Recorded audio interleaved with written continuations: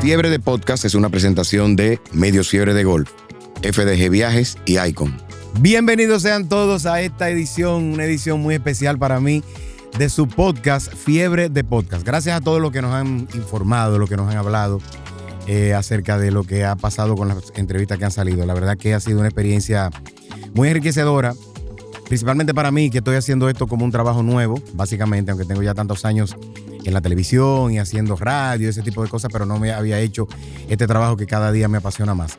Y me apasiona más precisamente porque hay gente que se meten en tu vida, no, sin permiso, llegan para quedarse, tú les abres el corazón, ellos te abren el suyo y se llega a hacer una relación increíble, que es el caso que me ocupa en el día de hoy. A mi lado una persona que he respetado desde que lo conocí y además ha sido artífice de muchas de las cosas que yo pude lograr en mi carrera de la comunicación, al cual le tengo un agradecimiento único. A él no le gusta que yo se lo diga, pero bueno, es que la humildad que tiene, y después que conoció la fe, todavía más humilde es. Bienvenido a Fiebre de Podcast, mi gran hermano y amigo, Frank Camilo. Muchas gracias, querido hermano. Con la mano a medias. Yo sé, sí, que estás medio lesionado, pero tú vas a estar bien. No, para la gloria de Dios. Y nosotros estamos felices de poder compartir contigo en esta fiebre, que es la única fiebre de la que no queremos antifebril, ni antídoto, ni nada. No queremos seguir contagiados siempre. Tú sabes que el tema salió, aquí estuvo Juan Carlos Pichardo, y él fue el responsable de que esto se llamara ese nombre que tiene. Porque él me decía, después tú tienes 20 años utilizando ese nombre, la gente te conoce así. Yo tenía como 50 nombres, lo estaba barajando. Y un día su oficina me dijo, no, porque tú tienes que ponerle fiebre por alguna parte. Olvídate. La pegó, es real. No, la pegó. Y la verdad que agradezco muchísimo todo lo que nos han dicho, que han quedado bien las entrevistas. Es diferente a lo que yo estaba haciendo, tal como dije en la intro. Así que nada, Fran, vamos a arrancar contigo, viejo, que tú tienes. Quiero que la gente conozca mucho de tu vida. Yo conozco mucho porque me has dado, como dije al inicio, un acceso interesante. Hemos hablado mucho. Conozco tu familia, la tuya, no tus padres y eso, pero conozco tu esposa, tus hijos, que son mis sobrinos, me dicen tío. Tú has estado en varios capítulos de mi vida, sí, en exacto, ese sentido. Exacto. Y tus hijos me dicen tío, principalmente los dos mayores, a los cuales le tengo un cariño muy chévere. Mucha gente no sabe que el cronista, el director de CDN Deporte, que ahorita vamos a hablar de eso, dónde nació, de dónde viene, tú lo has dicho en televisión y eso, pero quiero que hablemos de esa historia. ¿Dónde naciste? ¿Aquí en Santo Domingo o dónde? Sí, nací aquí en la capital, aunque mis apellidos son del Cibao, como Fran Camilo. Realmente son Salcedo, Tenares. Tenares, por ahí. Sí, Fran Manuel Camilo Sánchez es el nombre completo. Mi papá de Tenares, mi mamá de La Vega, con apellidos más sonoros todavía, porque mi madre fue hija de Pupo Sánchez, el jaguar vegano, un boxeador, que su hermano era el más famoso de la familia como compositor, Manuel Sánchez Acosta. Ah, mira, sí, no sabía. Es correcto. Y su familia materna... que tú cantas. No, ni en el baño, hermano. Yo no. Ni lotería. No, para nada. Y la otra parte de la familia materna, de León, familia de Paco de León, de Abigail de León, gente muy conocida en Jarabacoa, La Vega. Entonces, por ahí me dicen cibaeño. La gente entiende que yo soy cibaeño. Incluso mi jefe, que también tiene sus raíces en el Cibao, me dice, tú eres un guillao de capitaleño. Pero la verdad es que yo nací aquí y todo lo que conozco del Cibao es por la herencia familiar. Nací en Santo Domingo, me crié en el sector Atala, en un momento llamado Reparto Atala, y en mi infancia era así, pero hoy en día es el residencial Atala. Y la realidad es que me vinculo a los deportes desde que pusieron una cancha allí en el sector. ¿Y la cancha de Atala? Que comencé a jugar. Esa cancha hoy con un nombre muy sonoro. El nombre de Marlon Lambert, que también es era también de allá. Correcto. Y que falleció ahí, en la cancha, jugando baloncesto. Pero si a inicios vamos, me vinculo a los deportes y inicio mi fiebre por los deportes en el Atala. ¿Tú estás casado? ¿Tienes cuántos hijos tienes? Para que la gente sepa, ¿verdad? Correcto. Estoy en un nuevo capítulo de mi vida. Estoy en un matrimonio feliz con Gira Mejía. Tenemos una niña llamada Abril, de 10 años. Ya son 14 años de matrimonio que tenemos, más de lo que yo había durado en capítulos anteriores.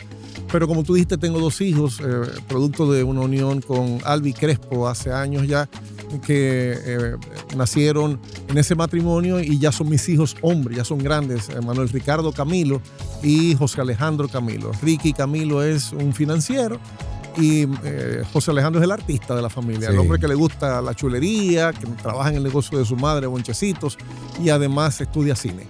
Sí, además son muy buenos muchachos. Gracias, ¿Cómo Alex. transcurrió tu niñez? Ahí Yo- en Reparto Atala. Porque Sí, yo fui algo yo inquieto. me acuerdo porque una tía mía vivía detrás del Plan Piloto Ah, correcto, Honduras. en Honduras. Entonces yo iba donde mi tita Fior, ahí detrás, ahí al lado vivía José Dantes, ese que es político ahora. Correcto. Paré con pared. Vi. Bueno, José Dantes Castillo me dice profe a mí, yo se lo tengo prohibido, porque me sale la edad. Lo que pasa es que mi primer trabajo fue en el Colegio Infantil Atala. Siempre lo menciono con mucho orgullo, porque la dueña, doña Olga Calero de Villalona, la madre de tu amigo, el ingeniero Rafael Villalona Calero. También pasó por aquí. Correcto. Doña Olga tenía su colegio, hoy en día lo lleva Yasmín, su hija, y el colegio me dio la oportunidad de ser profesor de deportes. Exacto. Entonces ese fue mi primer trabajo y José Dantes estaba estudiando en ese colegio y fue alumno nuestro cuando estábamos clases de baloncesto y payasadas, porque hacíamos de todo en aquellas clases. Sí, tú sabes que él vivía pared con pared con Tita y vivía metido en la casa. Bueno, y de ahí lo conozco desde mucho tiempo. ¿Estudiaste en la zona ahí mismo?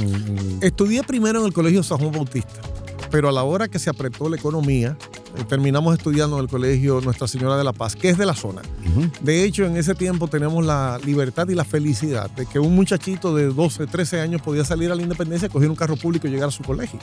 Hoy en día los padres son temerosos de que un niño de Bien, 12, ¿no? de 14 años salga a la calle solo. Cambió el juego. Correcto, pero la realidad es que sí, terminamos los estudios, el bachillerato en el Colegio Nuestra Señora de la Paz, que está justo al lado de donde trabajé por primera vez como técnico en televisión, en aquel entonces llamado Raintel, Raintel, claro. hoy el Canal 7. Sí. Este fue tu primer trabajo. En televisión como técnico. Estamos hablando del año 89, 1989. Pero ya desde 1986 había conseguido una oportunidad con Odalí Santiago y nuestros hermanos de La Voz del Fanático, que hoy en día son como los que heredaron aquel programa llamado Páginas Deportivas. Porque el concepto de La Voz del Fanático es un concepto de radio que emula lo que hacíamos en televisión. De hecho, en Páginas Deportivas, Eliseo Alba, que era el dueño, nos dio oportunidad a mucha gente porque llamábamos a los concursos que hacía, así como hizo Juan José Rodríguez, por ejemplo, el mismo Marlon Lember pasó por ahí. Pero la realidad es que yo era un estudiante, una persona que sabía de baloncesto porque era un fanático de hablar de Boston y Larry Bird contra Magic Johnson, Kareem Abdul-Jabbar y los Lakers. Lo que había. Esa era mi fiebre y cuando yo conozco a Dalí, que comienzo a ir con él a ver cómo hacían un programa, déjame ver, puedo visitar el estudio, conozco a Eliseo Alba y Eliseo un día pregunta delante de Dalí que si conoce a alguien que sepa de baloncesto, que lo necesita para el canal 10 de Telecable, en aquel entonces Telecable Nacional, que era como el ESPN, era como el CDN Deportes de República Dominicana, único canal 24 horas deportes. Y Odalí le dice, pero aquí está Frank. Pero él tiene varias semanas viniendo. Frank, ¿te gustaría? Me dice Eliseo. Yo no me dejó terminar de hablar. Cuando me dijo, ok, tú comienzas mañana, te quiero ver allá. Y yo me quedé con una pieza. Yo dije, voy a trabajar en televisión. Era como lo más grande para mí. Precisamente es una de las preguntas que tengo. Porque ahora hay un acceso mucho mayor. Ahora la gente tiene los medios se han diversificado. Ya no es televisión solamente, sino también los medios digitales como estos. Pero, ¿cómo fue eso? ¿Qué pasó contigo una vez entraste a la televisión? En Atala, yo quiero saber qué pasó. Porque cuando tú llegaste a Atala, que saliste por televisión por primera vez, en un programa de planta, ya tú ahí. ¿Qué pasó, Fran? O sea, ¿cómo te Eso recibieron? mismo, exactamente lo que tú estás pensando y proyectando. Los muchachos me veían de ¿El ser, ídolo? Exacto. Bueno, ídolo propiamente El no. ídolo. Porque es que no había televisión. Era la televisión, no había más nada. Ese es el protagonismo del entonces. Claro, es claro. Pero de ser uno más, entonces ya comenzaba, incluso los más grandes, que hoy en día tenemos la misma edad, pero en ese entonces me llevaban 5 años. Hoy en día nos vemos todos iguales. Sí. Me veían como el muchachito este. El mismo Marlon me relajaba. Ahora le dan oportunidad a todo el mundo, decía. Claro, en broma. Yo sé. Ese era Marlon también. Correcto. Y para provocarme, él quería ver si yo sabía como para estar en televisión. Y me quería ayudar. Siempre me decía, ven, mira, un armador en baloncesto es esto. Siempre vivía ayudándome y eso yo lo agradezco y lo agradeceré siempre. No pasó así con todos los que estaban allí. Pero no solamente en el barrio, sino en el colegio. Hubo una vez un profesor que me dijo, ya tú estás ganando dinero, yo necesito que tú y yo nos sentemos a hablar. Y yo le dije, profe, mire, no, yo lo hago porque me gusta, a mí no me pagan. Ahora tú vas a decir. Y ellos entendían que yo comencé a generar dinero estando en tercero de bachillerato. O sea, no lo veían como que era una oportunidad y que yo lo hacía con muchísimo placer por salir en televisión. Claro. De hecho, para mí era un hobby. Yo nunca pensé, así son las cosas de nuestro Dios, que ese era el camino que Dios tenía para mí el resto de la vida. Y que Dios me iba a proteger en el camino al extremo de que cuando se presentaban cosas alrededor mía que no tenían que ver con mi forma de ser, como una fiesta con todo power, imagínate lo que quiero decir, Sí. un muchacho de 17, 18 años, no lo invitaban a la fiesta y se enteraba al día siguiente porque alguien venía donde a mí y me decía, pero fulano es amigo tuyo, ¿y por qué no te invitó a la fiesta? Y hubo de todo, hubo mujer, hubo romo, hubo esto, hubo lo otro. Y yo, mira, después con el tiempo entendí que Dios me estaba cuidando y que hoy en día le debo todo a mi Dios sobre la base de cómo me trajo hasta aquí, incluyendo amistades como tú, que fueron traídas a mi vida sobre la base de mi trabajo y son gente como tú que han sumado a mi carrera de una forma u otra. Likewise, como dicen los gringos. Al igual. ¿Cuándo sentiste tú que tu vida dio un giro en términos de eso? O sea, estás en televisión, estás haciendo un trabajo. En algún momento, aunque ese trabajo era, vamos a decir que era honorífico, ¿verdad? Lo hacías por el hobby, tenías la oportunidad de estar en televisión. ¿Cuándo tú sentiste que tú dijiste, wow, yo puedo vivir de esto? O sea, cuando tú lo comenzaste a perfilar como un trabajo real. En un momento de crujía económica, por llamarlo de una forma bonita. Que es como un denominador de mucha gente, incluyendo. No, te explico. Mi madre era el soporte nuestro en la casa. Mi padre existía, mis padres estaban divorciados, pero mi mamá, vivimos con mi mamá, era la que se preocupaba. Mi papá no era tan abnegado en ese sentido y no estoy hablando mal de él, lo quise muchísimo, ya partió también. Pero en un momento determinado, mi madre comienza a tener problemas de salud. Perdón. Y mi hermana y yo le decimos, deje el trabajo. Ella no lo quería dejar. En ese momento ya trabajaba en Cervecería Nacional Dominicana, le dan una licencia de 1 año, los nuevos dueños, Grupo León Jiménez. Exacto. Y cuando regresa al año, tenía problemas renales, un problema de riñón, que no le permitía estar sentada 8 horas ante un escritorio. La movieron a caja, la cambiaron, ella era contable, la sacaron, pero no podía. Entonces, mi hermana, Yanini Camilo, que en ese momento terminaba la universidad como psicóloga, genial, una psicóloga, yo me quito el sombrero ante mi hermana, trabajando en una compañía telefónica ya, me dice, tenemos tú y yo que encargarnos de esto, vamos arriba. Y efectivamente, ya yo tomé en serio lo que estaba pasando en mi vida con esa oportunidad. Qué bien. Y es cuando paso al Canal 7, porque por cosas de Dios, a mi sector, en la casa de enfrente al lado, se muda una hermana de Juan Lamour, que entonces era el director del Canal 7. Y la hermana tiene un hermano con el que compartimos muchísimo, Beto, hermano de Aracelis, y yo le digo lo que me está pasando. Dice, pero vete a donde mi hermano, que te dé un chance. Mira a ver si tú quieres aprender. Señores, te están escuchando, que te dé un chance. Correcto. A ver cómo es, a ver lo que va a pasar. Sucedía. Y efectivamente, me fui donde Juan Lamour, le digo que quiero trabajar, y él me dice, yo no tengo ahora mismo cómo nombrarte, pero si tú quieres, ayúdame a cubrir las vacaciones de los muchachos y vas a aprender un oficio. Y yo le dije, fenómeno, yo no voy a cobrar. Inicialmente fui sin esa intención y me enseñaron a ser coordinador de piso, una figura que ya no existe en los, No, ya no existe eso. en los canales de televisión. Trabajé de camarógrafo, trabajé en producción, trabajé en edición, aprendí con Guillermo Saleta, un editor de Santiago que tenía Juan Lamour allí, con Mickey Bretón, que Dios lo tenga en gloria, me enseñó muchísimo en lo que era edición. Y el día que yo menos pensaba, me dice Cornelia Margarita, que tenía el programa Somos Así, Así Somos, Así somos, claro. que si yo podía editarle una promoción, que ella tenía un atareo y tenía que hacer el programa y se le estaba acabando el tiempo que le daban en edición. Y le dije, sí, venga. Yo hice mi promoción y desde ese entonces ella me dijo, yo te voy a pagar 200 pesos mensuales para que tú me hagas la promoción toda la semana. Y yo llegué a mi casa como que me habían nombrado. No me imagino. Digo, yo estoy pero cobrando claro. ya. Pues así se presentó en el mismo rentel con otros productores. Con el mismo Cornelia Margarita, el mismo Somos Así, con Cecilia García. Hacíamos la promoción de Cecilia García.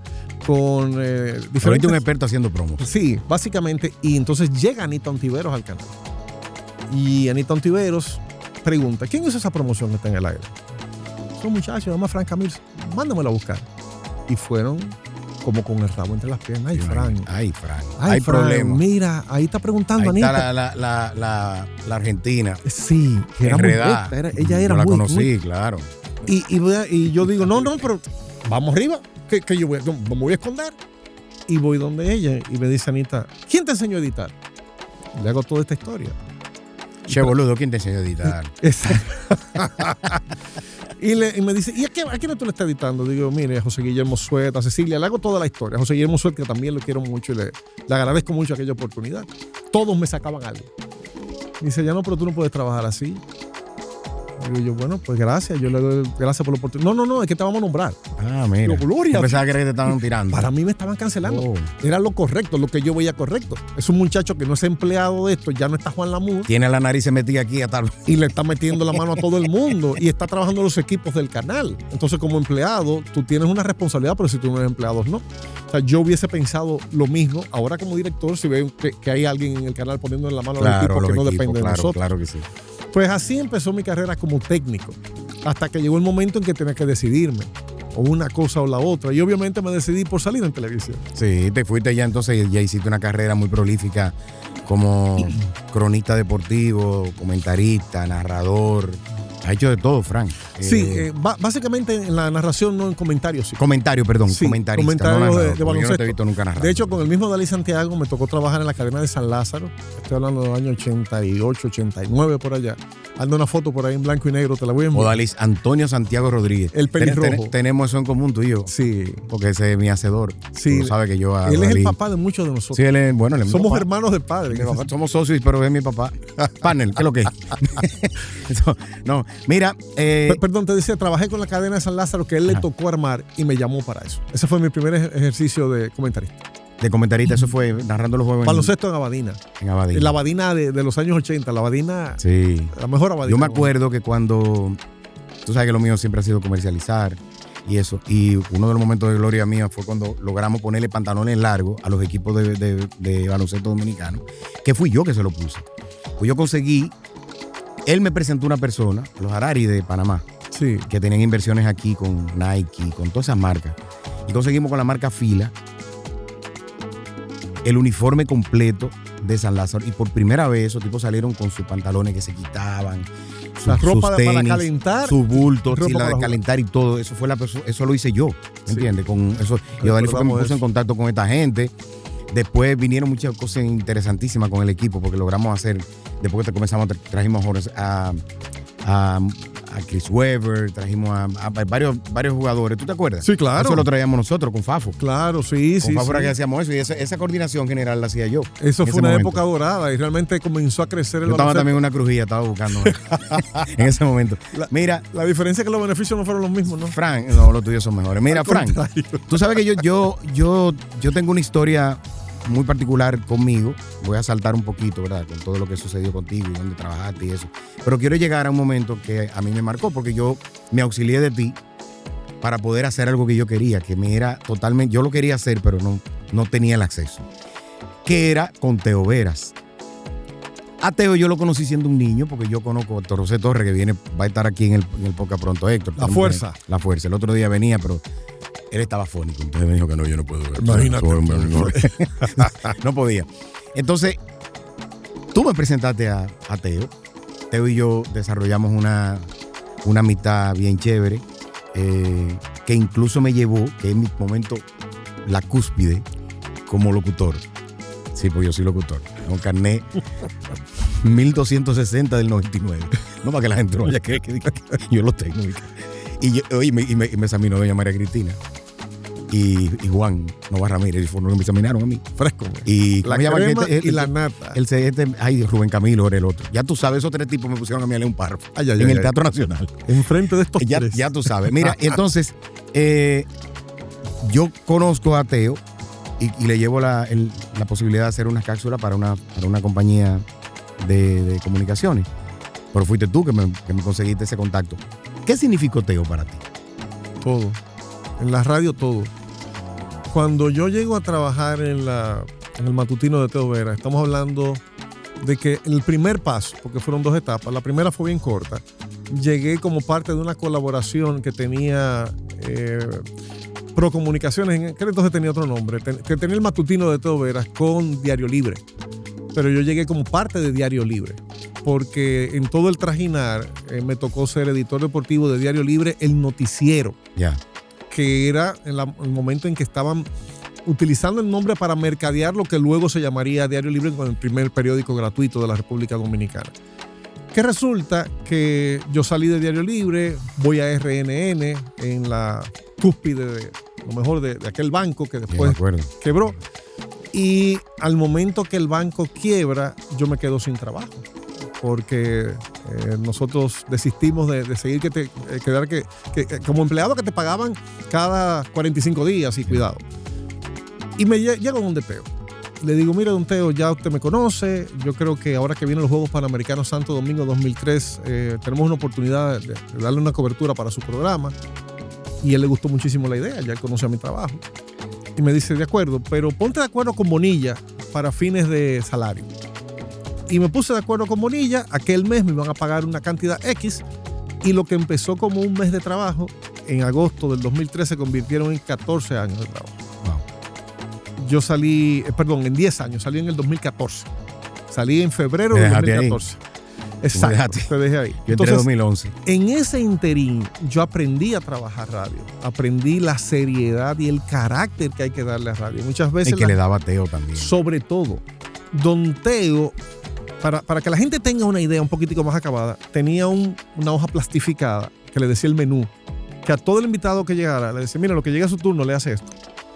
Lo menos que decía en el menú era cómo pararse, cómo sentarse, cómo estar frente ante el micrófono. No mires al entrevistador, quédate de frente. Sí, porque don Teo tenía un oído muy fino. Y si él escuchaba que una persona se volteaba y no le daba el frente al micrófono, no sonaba igual para él. Exacto. Y le hace señas. Él no tenía que ver. Entonces yo aprendí esa seriedad y aprendí a hacer radio con don Teo Veras. Para mí fue como un padre también. Tú sabes que te dije que eso fue mi cúspide por dos cosas. Primero, porque él me hizo hacerle un demo. Y yo le he llevado este demo a este hombre. Yo me estaba muriendo. De verdad. Dentro de las exigencias de él. Porque Mickey me dijo, llamó, hámele un demo aquí a Olivo. Búscale una camita de la que tú tienes por ahí. ¿Tú te puedes escribir algo rápido ahí de golf? Digo yo, sí, yo lo puedo escribir. Ok. 20 segundos, algo. Y yo hoy me meto en el estudio y hago el demo y se lo traigo. Yo me estaba muriendo. O sea, la gente no tiene idea de lo que tú sentarte. Estamos hablando de Teo Vera, ¿eh? Claro. Entonces estamos hablando de Teo Vera, claro. La perfección. Claro. Exactamente. La perfección. Entonces después, lo otro fue, la otra cúpide fue, esa fue la que me llenó a mí de orgullo, que Teo me llamó un día, 7:30 de la noche, y me dijo, necesito que pase por la emisora mañana. Ajá, ¿qué? Yo voy a hacer una promo y la quiero hacer contigo. Yo tengo una promo para con Teo, tú no puedes creer. Yo de un evento, de un concierto. Teo y yo interactuamos en un estudio.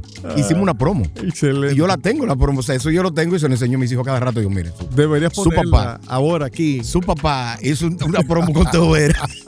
Teo, recordado, Teo. Bien recordado siempre. Sí. Para sí. que la gente tenga una idea, ¿cuántos locutores hay? ¿Y cuántos llegan al nivel que llegó Teo? El nivel de ser respetado por todas las instancias y por entidades financieras que cuando iban a abrir un proyecto radial era, llámame a Teo. Yo creo que él me revise. O sea, por esa perfección que tú dices. De hecho, por eso salí yo del programa. Claro. Y en febrero del 2014, porque ya estaba trabajando como director de CDN Deportes, en aquel entonces CDN Sport Max, y me tocaba estar saliendo de viaje. Y un día él me dijo, mira, cuando tú tengas que salir de aquí, déjame una gente de confianza.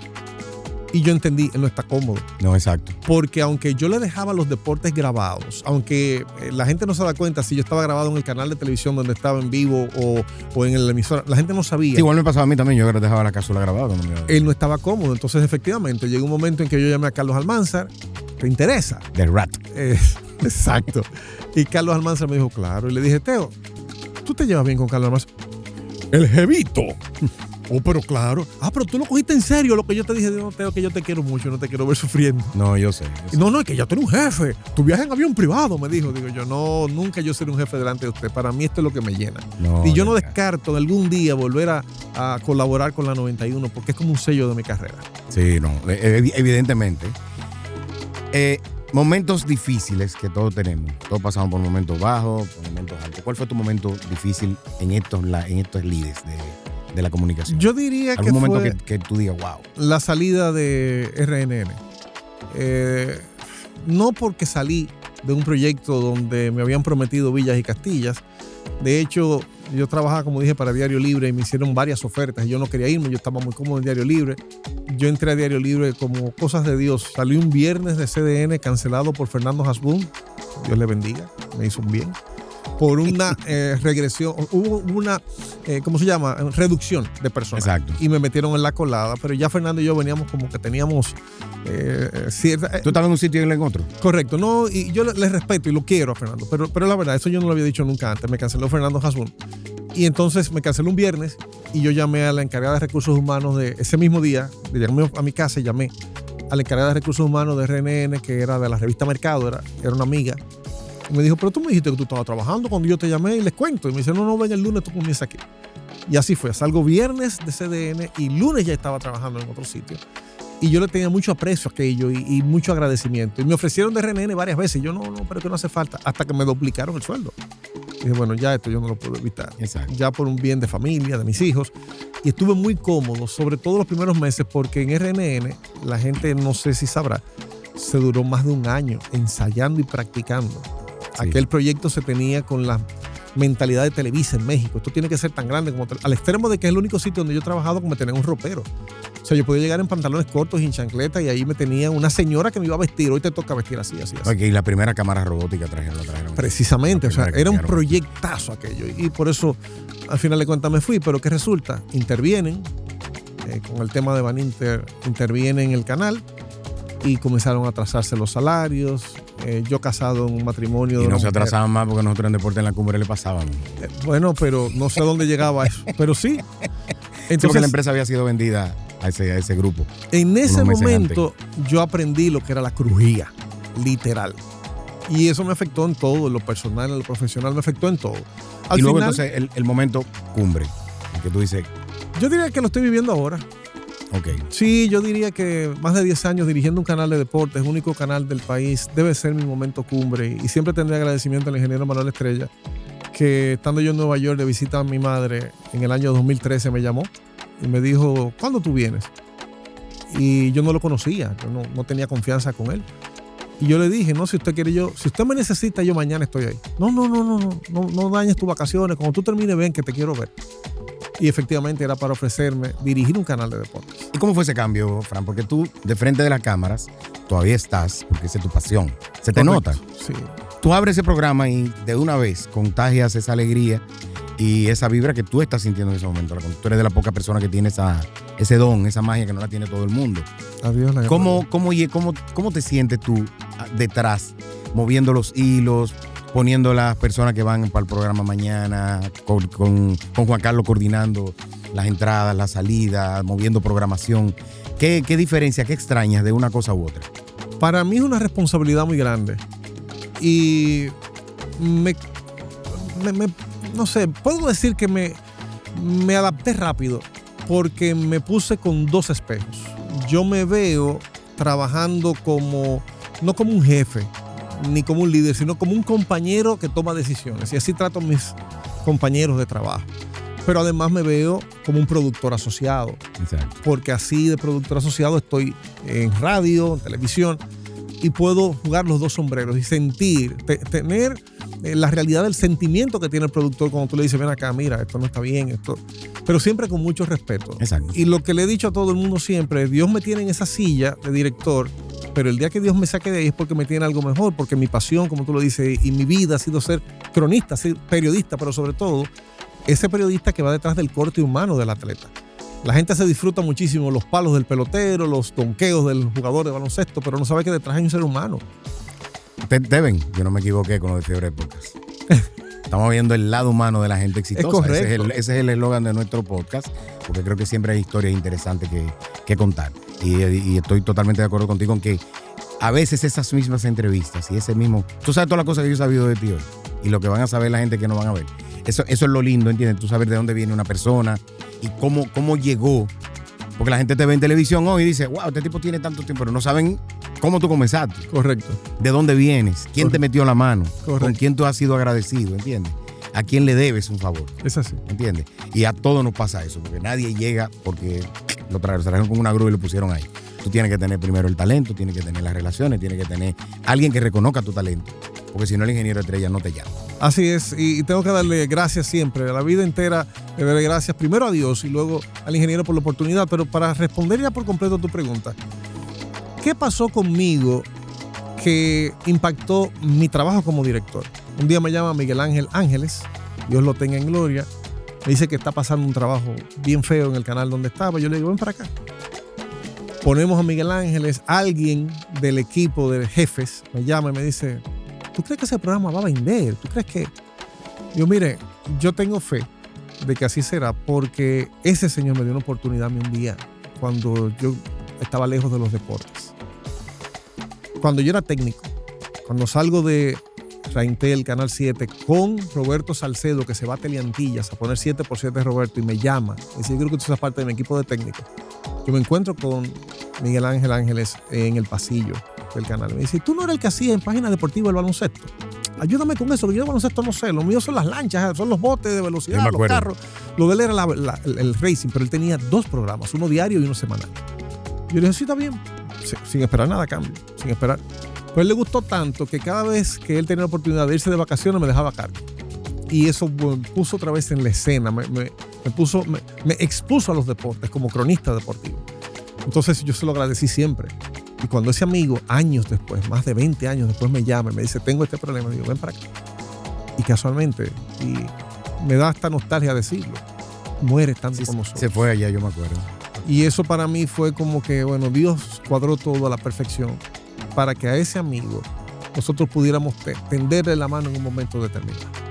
Creo que el nombre del Supremo, el hacedor de todo, Dios ha salido más en esta entrevista que muchas de las cosas que yo esperaba que tú dijeras, pero aquí tengo yo la pregunta. ¿Estás en la fe? ¿Qué significado ha tenido la fe para ti? Wow, te pudiera hablar más de mi carrera. Yo vengo de una familia creyente, pero yo no lo fui, siempre. Mi mamá era católica cursillista, hasta que llega a mi casa una señora cristiana llamada Hilda Trinidad, mi segunda madre, viva aún. Viví en Orlando. Cada vez que tengo el chance me fugo y me voy a ñoñarme con mi vieja para Orlando. Y ella era evangélica, pentecostal, iba a una iglesia cerca de nuestra casa en el barrio 30 de Mayo. Así mi hermana Yanini Camilo conoce la fe. Mi hermana nunca más salió, hoy en día está casada con un pastor en la iglesia en que nosotros asistimos, la iglesia cristiana Oasis. Y yo sí salí, muchacho, varón al fin, pero vuelvo y digo, protegido por el Señor. No pasaron cosas en mi vida de las cuales hoy en día yo diga, nunca debía hacer eso. Uno se arrepiente de los pecados, se arrepiente de esas canitas al aire que se tiraron como ser humano, respeta, pero aprende. Y cuando conozco a mi esposa actual, comenzamos a ir a la iglesia. Y ahí yo tuve la fe, la certeza. Ella era mormona, líder de la juventud mormona en su tiempo. Y ahí tengo la fe, la certeza de que esa es la mujer que Dios tiene para mí. Comenzamos a ir juntos, nos bautizamos en esa iglesia. Mi bautizo fue en octubre del 2013, casualmente, en los días que empezaba el canal. Y nosotros de ahí en adelante cambiamos nuestras vidas por todo, incluso nuestro matrimonio. De hecho, para mí, la clave de mi matrimonio hoy en día no es que yo haga las cosas para agradar a mi mujer, ni ella hace las cosas para agradarme a mí. Porque llega un momento en que los egos se van a chocar. Claro. Ambos hacemos las cosas para agradar a Dios. Y cuando tú agradas a un ser que está por encima de ti, sin que te importe nada. Por eso Jesús dijo, carga tu cruz y sígueme. Esa cruz es el ego. Eso no es una cruz de madera. Otra cosa. Claro. Es que tú dejes de ser como tú crees que eres correcto y trates de ser como Él. Eso cambió mi vida para siempre. Y hoy en día le doy muchas gracias a Dios porque se manifiesta en mi vida de formas que yo mismo ni me imagino. A veces me toca darle un consejo a alguien y meses después va donde mí. ¿Usted se acuerda de lo que usted me dijo? Digo, mira, no fui yo. Dale la gloria a Dios, dale las gracias a Dios. El de arriba me usó. Amén. Él pone palabras en mi boca que muchas veces yo ni recuerdo que las dije. Y es precisamente por eso que yo siento que mi vida cambió radicalmente cuando tomé en serio la fe. Con mi madre entré y salí, pero cuando me bauticé, ella me dijo, yo sabía que estas rodillas que yo di por ti no serían en vano. Wow. Dios cumplió la promesa. Qué bien. Amén. Amén. Mira, vamos a regresar a lo de cronista deportivo. ¿Qué diferencia más grande tú ves entre los cronistas deportivos de larga data, verdad? Que tú trabajaste con ellos, que los viste. Ya hasta yo lo vi, que no soy cronista deportivo, pero estoy ligado mucho al deporte por tantos años. con respecto a lo que está sucediendo hoy día? La crónica, o los cronistas de antes eran mejores preparados desde el punto de vista de memorizar los hechos históricos del deporte. Los de hoy tienen todo a mano. Si se le va el internet no saben. Por ejemplo, en la mayoría de los casos. Hay muchos que han ido sobre la marcha, y te puedo mencionar muchos nombres aquí, han ido sobre la marcha depurando eso. Pero en mi caso, cuando yo comencé, las primeras estadísticas que cayeron en mis manos fue por un viaje que pude dar a Boston, y de $20 que yo tenía en el bolsillo, gasté 10 en un register, NBA Register. Exacto. Que era la única forma de tú tener datos al día hasta el punto en que iniciaba la temporada. Desde que empezaba la temporada ya ese register era viejo. Claro. Porque tenía todas las temporadas, todos los datos hasta la temporada anterior. Entonces, la crónica de hoy, yo creo que no aprovecha todos esos elementos, todas esas herramientas que tiene, y no se prepara como debería ser. Porque en mi caso, me acuerdo que siendo editor deportivo de CDN en el año 98, le quise hacer un perfil en un programa que hacíamos llamado Protagonista Deportivo a don Tomás Troncoso.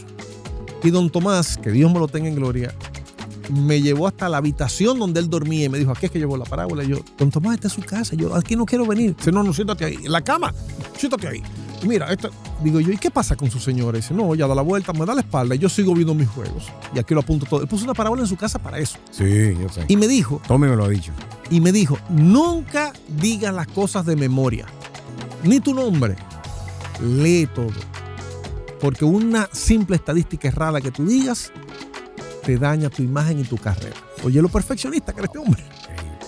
Y yo me quedé con eso para la vida entera. Y por eso digo que las herramientas de hoy no permiten que los muchachos se preparen como antes.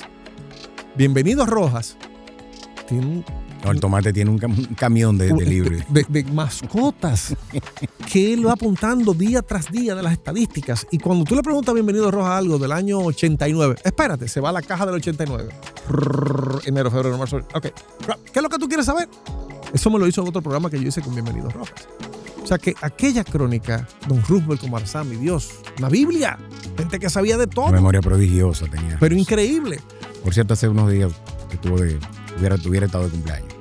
Oye, alrededor de 3 días. Entonces, esa crónica, esos cronistas de antes, para mí, eran brillantes, eran diamantes. ¿Cuál para ti ha sido el más completo? Yo no quisiera encasillar a uno en particular, pero fíjate que te he mencionado varios de los más completos. El mismo Bienvenido Rojas, la gente lo conoce por béisbol, pero es un hombre que después terminó siendo comentarista de política, sabía de todo, sabe de todo. En el caso de Roosevelt con Marzami, de todo. En el caso de Tomás Troncoso, de todo. No como nosotros que nos hemos especializado. Tú en el golf, yo empecé con el baloncesto y tengo que aprender de todo. Pero aquellos sabían de todo.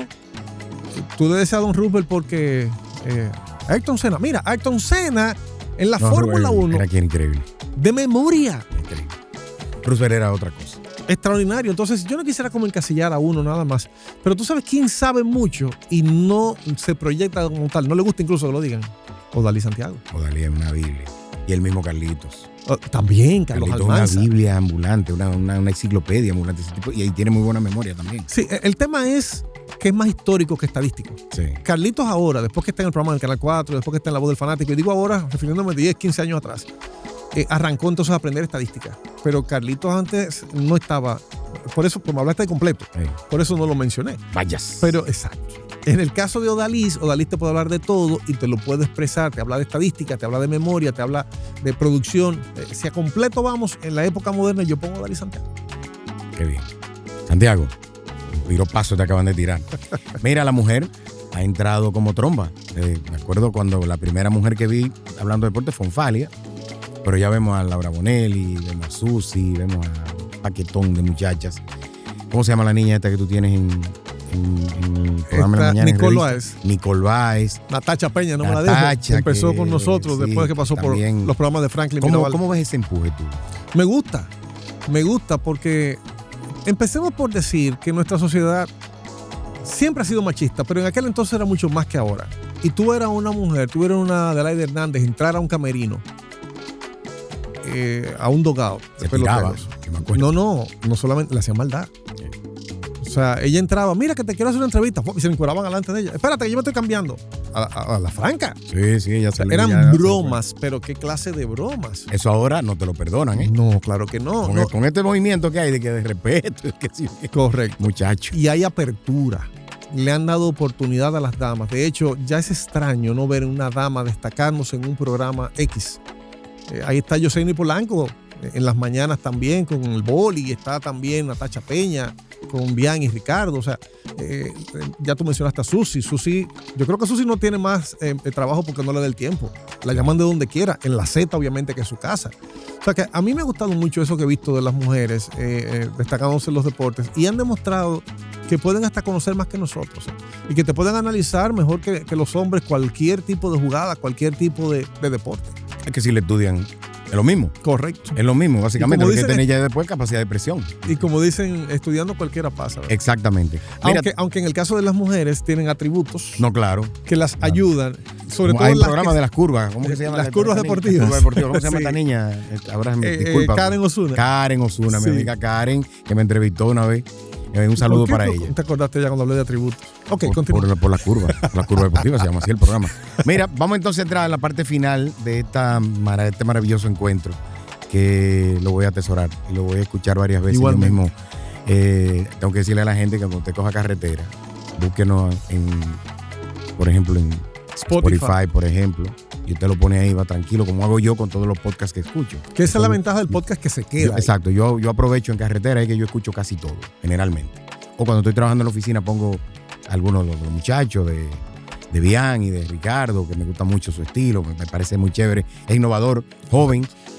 Te quiero preguntar, rapidito, porque tú sabes que todo el mundo, nosotros tenemos un loco en común que se llama Franklin Mirabal, que tiene su frase, 2 millones de frases tiene, 2 millones de frases.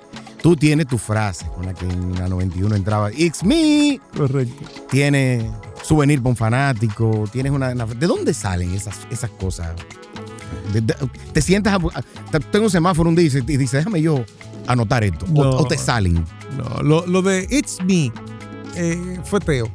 Yo le dije un día, sí, él me presentó con tanto entusiasmo. Para mí era extraño que una persona a las 6:30 de la mañana te estuviera hablando con entusiasmo y te pusiera una música movida. El tipo, después te ponía despierta, que ya es de mañana, ya tú tienes los ojos abiertos. Y cuando él me presentó con tanto entusiasmo, ¿cómo era él? Proyectando esa voz allá arriba, yo salté con eso. It's me, buenos días, tratando de caerle atrás. Exacto.